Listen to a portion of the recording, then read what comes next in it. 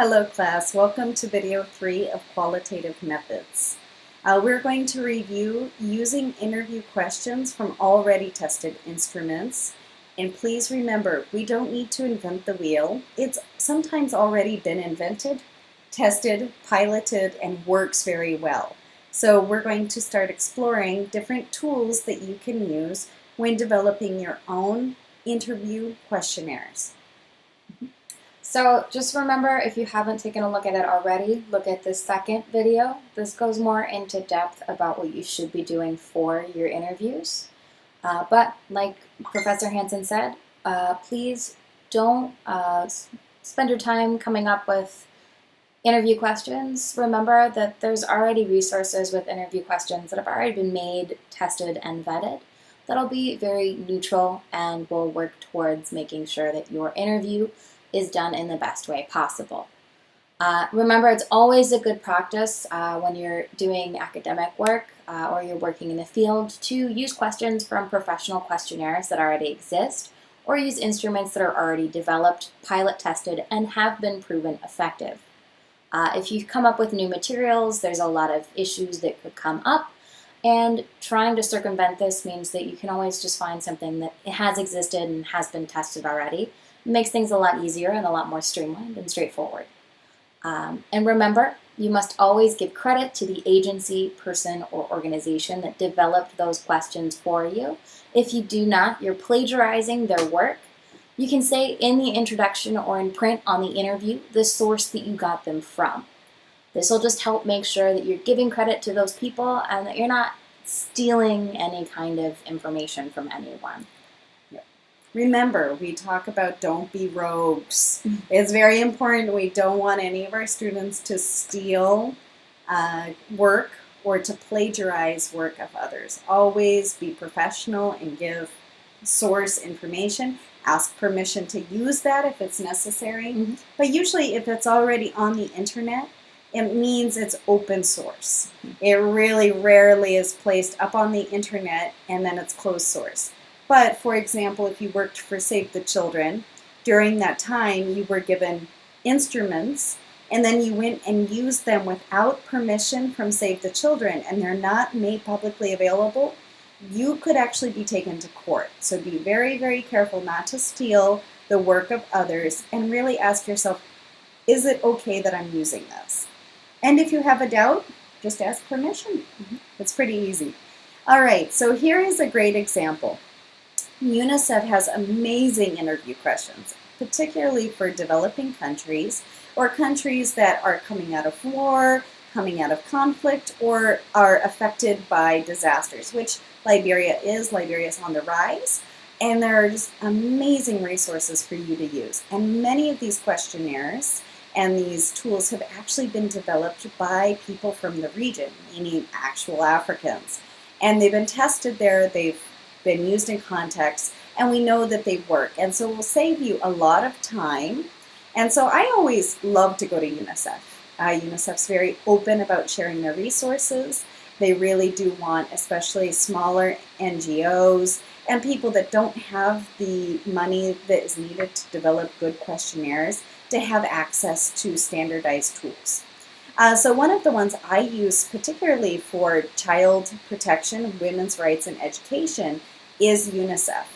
And a lot of you are actually doing your projects on these issues. So I hope this will be useful. And what you do is you can just click on this website, and this will be one example. Sri Lanka, even though it's in Asia, is actually very similar in many ways to Liberia. And so this would be a really good resource to at least consider or to pull from. And you may need to contextualize some of the questions to be more Liberian.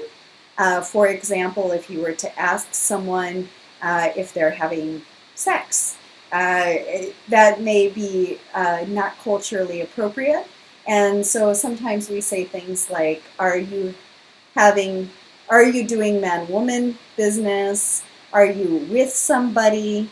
Are you married or in a relationship? You want to ask questions that will not offend people. And maybe in Sri Lanka, it would be okay to ask a question very differently. But be careful that if you do use tools, It's okay to modify the question to be culturally sensitive and nicer to people. And so really this is one great resource. And then the last one that we really want to talk about is field observation. Some of you will actually choose to do field observation and not do interviewing. And ethnographic observation is where you go and you observe people that you want to learn about or from, and you really do want to observe them for a good amount of time. For example, if I want to know about the education system in Monrovia, I would visit maybe a series of 2 to 3 schools chosen at random, ask permission from the principal and the DEO if I can go into the classrooms to observe, make sure that the teacher is aware of my work and also feels comfortable, and then I would go and observe for up to an hour to 2 hours. I wouldn't go in for just 10 minutes, observe quickly, and then leave. I'm not really getting to see too much. So really, field observation is one of the most significant aspects of ethnographic research. And this is participant observation. And this is a research method which is one of the oldest and most trusted, specifically in sociology. And that's where you go and you're learning open-minded of people's beliefs and behaviors through social participation and personal observation within the community. For example, some of you may want to go study the different religions of Liberia, and you may be Adventist, but if you go to observe people who are Muslim, this would be a wonderful opportunity to learn how different Christian religions are similar and different to Muslim. Also traditional religions, if you were to go observe Sandi or Poro society ceremonies, and maybe you don't participate in these, maybe you have, but they're different per tribe. And so it's very important that you go, you're respectful, you have permission, you're dressed appropriately, and that you're not being a distraction. You're being inviting, you're being a good representative. So for example, I am actually Christian, but I have gone to observe mosques as well as Jewish synagogues. Often I go invited as a guest of another person who attends that facility, and I go dressed as they would go dressed, and I sit and I observe quietly. Afterwards, I have actually asked questions and listened to conversations, done readings, and seen the different materials. And I learned a lot. I actually learned that there's so much overlap with the Muslim religion and with Christianity. The Bible and the Quran have many of the same stories. And it was just wonderful to get to see and to learn from my friends who are Muslim. So again, this is a really wonderful way to learn, but you must be open-minded and be respectful. And again, also try to sit where you're not a distraction. Thank you so much.